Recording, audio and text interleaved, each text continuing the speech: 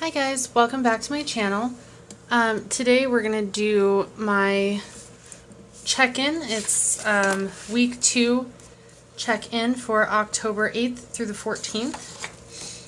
And so let's just get started. So I like to do these I film them on Sunday nights and then I will upload them on Mondays.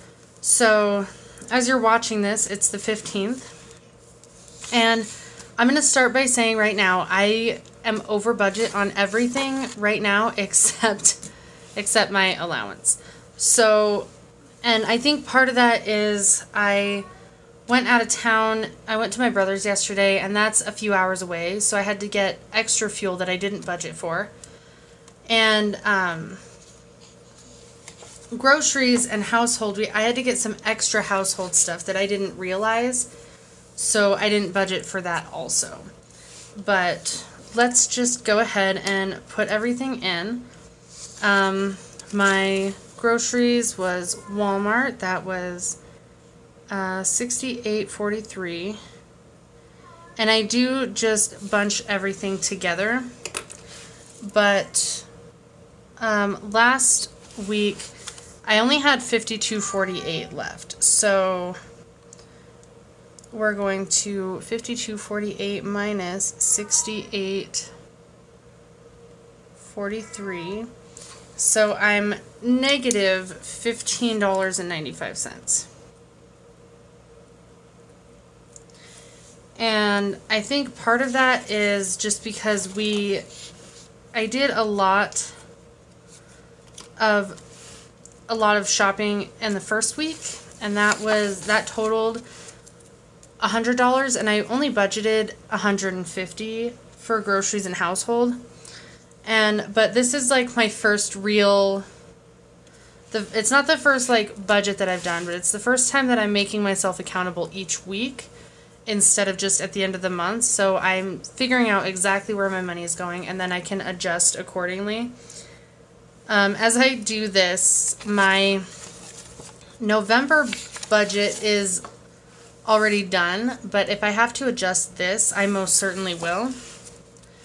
But for groceries, we should be pretty much set on everything, and anything that we still need, I guess, like, I'm okay being over budget, considering I didn't really know how much I should have been budgeting for. So let's see.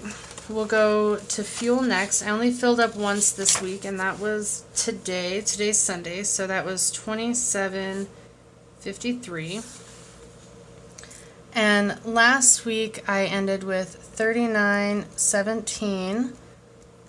So that'll leave me $11.64 to get through the rest of the month.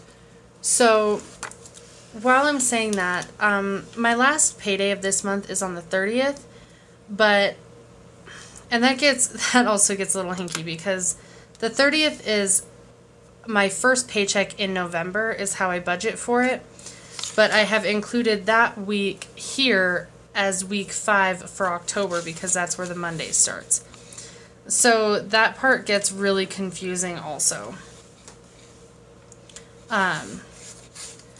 But so I'm not for sure how I'm going to do that. I might have to start separating it out, but it'll be a lot easier after the new year because our pay periods will change. So our pay period will be 2 in the month. It's the 1st through the 15th, or the 16th through the end of the month. So I don't really have to worry so much about like stuff like that. But let's see. For my allowance right now, I'm just taking I guess it's this one. My entire cash allowance, I'm just assuming, is just all spent. And it's not entirely spent, but whatever's left over goes into my cash jar. So that'll be $20. And then I did get my nails done, so that was $36. And I am really rough on my nails, so they're already chipping. I might have to try something else next time. So that was $56. And actually, this was unbudgeted, but I think I'm going to include this planner Cait order in my allowance instead of in my unbudgeted, because I didn't technically budget for it, but I would rather just take out of my allowance. So I'm going to do that. So that'll make it 87. And this was that planner Cait order. Her shop was on vacation from the 8th and it reopened on the 13th. And I've been dying for one of her like misfit grab bags, and there was, by the time I looked and put it in my cart, there was only 3 available.